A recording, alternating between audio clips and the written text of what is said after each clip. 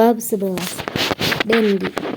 Tungkai kakiku lemas seketika menyaksikan tubuh yang terkapar tanpa daya. Wajah yang dihiasi 2 garis bekas luka itu amat pucat. Kedua bibirnya pun sedikit biru kala tersentuh, suhu badannya hampir serupa es batu.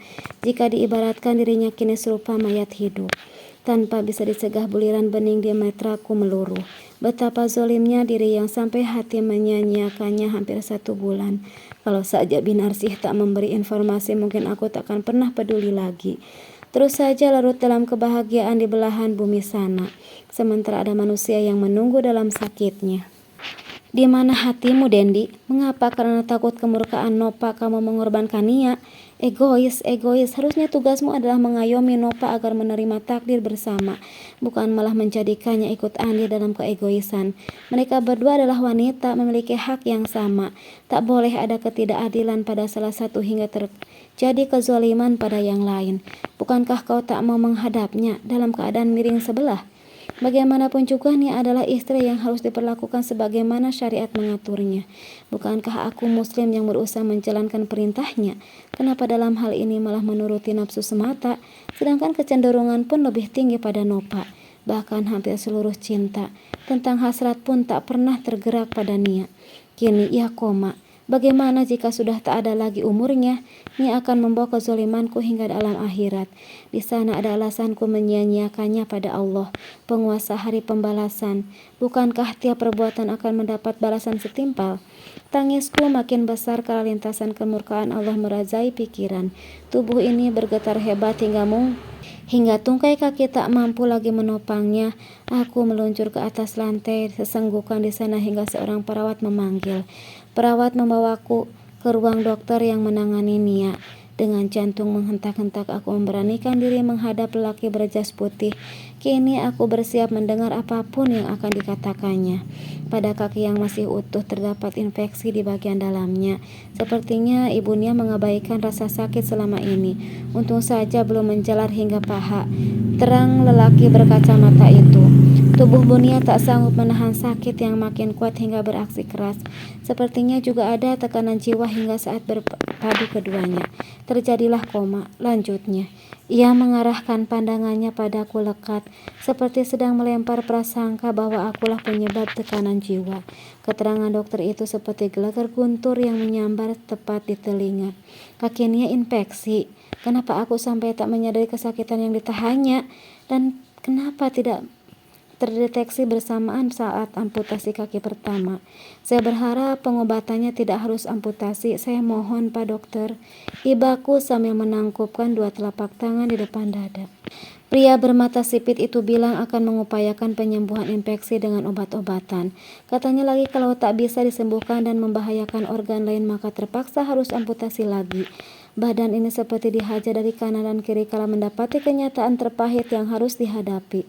Aku pasti takkan bisa memaafkan diri sendiri jika sampai Nia meninggal atau kehilangan kaki lagi.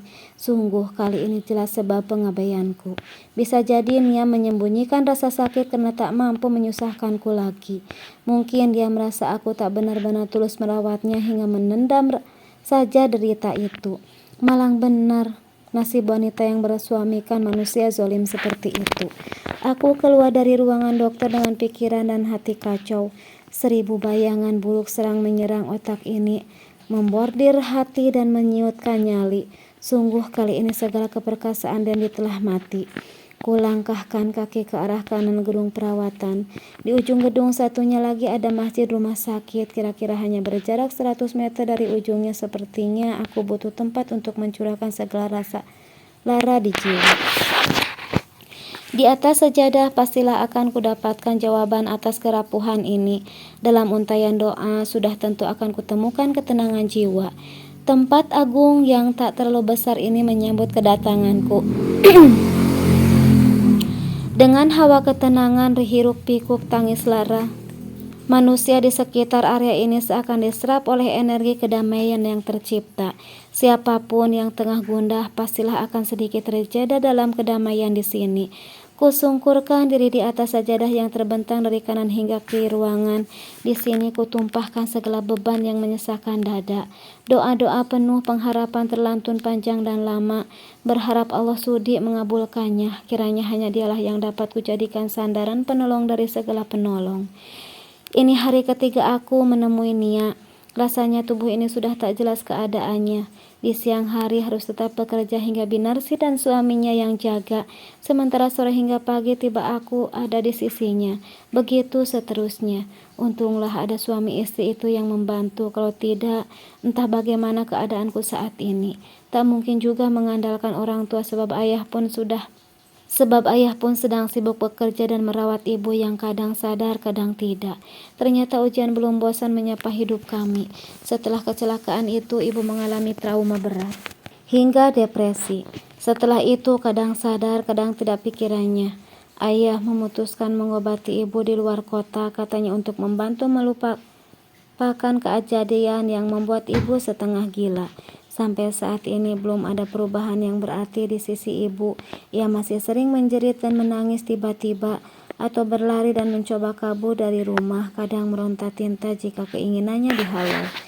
Dari cerita ayah, aku tahu beliau memiliki beban yang berat. Ia harus mengurus wanita setengah gila siang dan malam. Saat bekerja akan diganti oleh asisten rumah tangga, itu pun sudah sering gonta-ganti orang. Katanya gak kuat menghadapi ibu. Tak lupa aku pun mendoakan ayah dan ibu. Semoga masalah yang menimpa mereka akan segera diangkat oleh Allah dan semoga kami sekeluarga segera terbebas dari ujian demi ujian yang menyesakkan dada. Malam ini aku membacakan ayat-ayat Al-Quran di sisi Nia. Berharap keberkahan tiap bacaannya akan sampai ke dalam bawah sadar wanita ini. Lalu ia dapat siuman dari koma. Asa itu tak pernah padam. Terus dan terus direndam. Setelah selesai surat Al-Baqarah dibacakan, aku berbisik, maafkan suamimu yang zalim ini. Kembalilah, aku berjanji akan memperbaiki kesalahan. Namun jika kau ingin menghadapnya, aku meridhoimu, dan kumohon katakan pada Allah nanti di sana agar mengampuni dosa besarku padamu. Air mata ini berhamburan seiring hatiku yang luluh lantah serupa kapal diterjang gelombang.